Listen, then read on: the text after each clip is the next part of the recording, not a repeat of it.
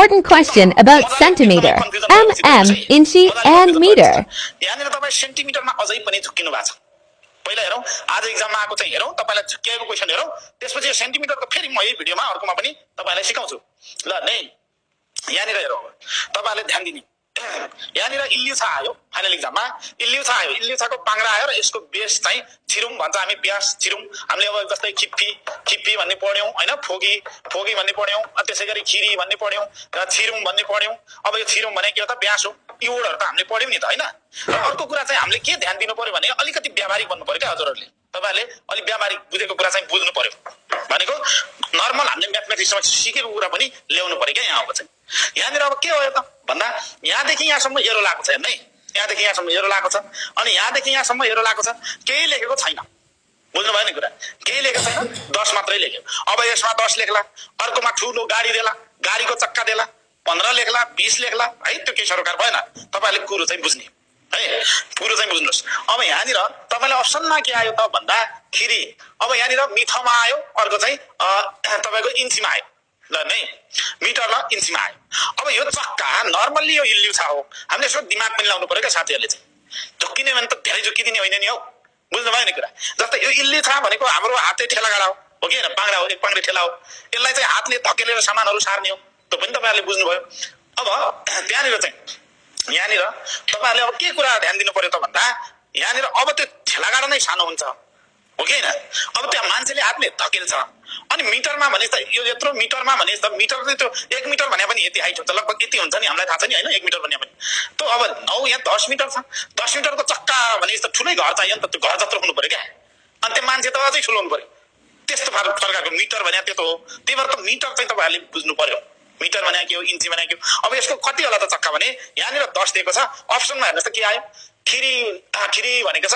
अब खु मिटर इस्मिदा, यसको लम्बाई चाहिँ अरे खु मिटर भनेको 9 मिटर छ। यो चक्काको भित्री भागको दिइराछ, त्यही पनि 9 मिटर भन्ने कुरो भएन, मिटरमा भएन। अब खिरी खु इन्ची मिदा 9 इन्ची छ। अब 9 इन्ची छैन, यहाँ 10 इन्ची लेखेको छ, त्यही भएर इन्ची मिलेन। र सिप मिटर भनेको 10 मिटर भन्नै त धेरै हाइट हुनु पर्यो, त्यो मिलेन। आन्सर के थियो त यसको, खिरी सिप इन्ची इस्मिदा भनेको लम्बाई चाहिँ 10 इन्ची छ। यो कुरा तपाईहरुले ध्यान दिने, व्यावहारिक क्वेशन आइराछ, व्यावहारिक बन्नुस्। यो त हामीले पढेकै कुरा हो नि। सुपरमार्केटको पनि आज बिगारेको छ, धेरै जसो साथीहरुले कन्फ्युज भएका छन्। ध्यान दिनु ल, यसो दिमाग लगाउने क्या। फेकवाजम भने डिपार्टमेन्टल स्टोर हो, डिपार्टमेन्टल स्टोरको बाहिर सामग्री हुँदैन। के को हुने हो त, सुपरमार्केटको हुने हो। सुपरमार्केट बिग मार्ट सम्झिनु न, हाम्रो नेपालको बिग मार्ट छ नि त, यही पनि लोकल। हामीले हेर्दाखेरि बिग मार्टको अगाडि चामलको बोरा, अर्को सामानको बोरा राखेर अनि प्राइस ट्याग लेखेर टाँगेको हुन्छ नि त, त्यसलाई चाहिँ भने हो सुपरमार्केट। अर्को चाहिँ इन्चीमा के कन्फ्युज नहुनु न, त्यसले के भन्नु खोजेको त, के नापिरहेछ त्यो हेर्ने। बाटो नाप्या भए ल मिटर हुने हो, घर नाप्या भए मिटर हुने। अब इल्युछाको चक्का नापिरहेछ अनि मिटरमा आन्सर लाए त भएन नि त साथी हो। अलिकति व्यावहारिक बनाऊ क्या, सोच्ने बनाऊ, नडराउनु। तपाईहरु डराएर मात्रै एक्जाम बिगाइरहेछ कि, डराउने होइन, सोच्ने। एकदमै व्यावहारिक आएको छ, केही पनि छैन। र यसको अझै डिटेलमा अर्को भिडियो पनि छ, आज आएको क्वेशन पनि छ, 25 मिलिमिटरको क्वेशन भने जस्तै, अनि यहाँ के 10 सेन्टिमिटर भने के रे इन्ची भने जस्तै। अब त्यसैगरी 2.5 इन्ची होला हो, त्यस्तो खालको क्वेशन पनि आएको छ। एकदम मजाले भिडियो अन्तिमसम्म हेर्नुस्, मजाले तपाईहरुले बुझ्नुहुनेछ। र यो आज आएको क्वेशनहरु थियो, यसरी चाहिँ बुझ्नुहोस्। बलको चाहिँ हिजै आएको है, बलको हिजै आएको, अनि यो चाहिँ दुईटा आज आएको, यसरी चाहिँ तपाईहरुले ध्यान दिने। अब हेर्नुस् है, अब त इल्युछाको त आयो, मैले कुरा गरे तपाईहरुलाई हैन। अब त्यसपछि यो तपाईहरु सेन्टिमिटरमा लास्टै झुक्किने क्या। यहाँ हेर्नु है, मजाले हेर्नु त, मजाले, केही गाह्रो छैन। तपाईहरु 0 देखि मात्रै नजानु नि, ध्यान दिने।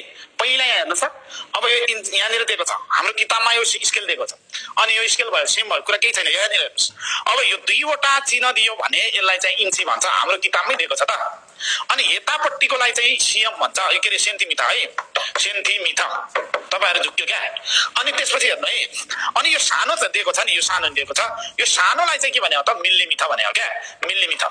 अब यो मैले अस्ति नै भनिसके, तपाईहरुले अलिकति दिमाग लाउनु भएन र कन्फ्युज हुनु भयो।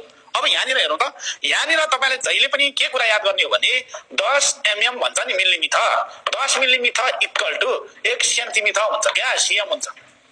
अनि 2.5 यो सिएम बराबर 2.5 सिएम बराबर के हुन्छ त, अनि 1 इन्ची हुन्छ क्या, 1 इन्ची। ल हेर्नुस् त, यस्तो पो हो त हेर्ने त, तपाईहरुले यस्तो हेर्ने हो क्या। यो कुरा चाहिँ जान्नु पर्यो नि त, पहिला यो कुरा जान्नु पर्यो। अब तपाईहरुलाई यो स्केलमा इन्ची सोध्यो। अब किताबमा यो ठ्याक्कै दिएको छ, चित्र दिएको छ है, किताबको पनि ध्यान दिने। यहाँनिर के भनेको छ त यहाँदेखि यहाँसम्मको इन्ची हो सेन्टिमिटर होइन नि त। अब यहाँनिर हेर्नु यो 0 स्केलमा छ, पहिला तल हेरौँ त 0 स्केलमा छ यहाँनिर, तपाईहरुले ध्यान दिने 0 स्केल छ। यहाँबाट 1 2 3 4 5 6 7 8 9 10 वटा बन्यो भने के आउँछ त 1 सेन्टिमिटर आउँछ। यो तथ्यगत कुरा पनि बुझ्नु पर्यो नि हजुरहरुले, तपाईहरुले ध्यान दिने। अब यहाँनिर हेर्नु यो 10 सेन्टिमिटर भएको 10 मिलिमिटर भएछ के भयो त 1 सेन्टिमिटर भयो। त्यसपछि यहाँ पनि फेरि 1 2 3 4 5 6 7 8 9 10 10 सेन्टिमिटरमा हुँदाखेरि 2 सेन्टिमिटर भयो, के अरे 10 मिलिमिटर हुँदाखेरि 2 भयो, 1 1 सेन्टिमिटर हो नि त यो। अब यहाँ 3 हुने हो नि त, यहाँ पनि 3 हो, तर के भयो त 1 2 3 4 5 मा छ कि छैन चाहिँ यो 5 मा हुँदाखेरि 2.5 भयो नि त। 2.5 मिटर यो के अरे सेन्टिमिटर भने के हो त 1 इन्ची हो कि। यहाँ हेर्नुस् त यसरी दिएको छ, यसलाई भनेको 1 इन्ची, इन्ची भने यो बुझ्नु भयो नि कुरा।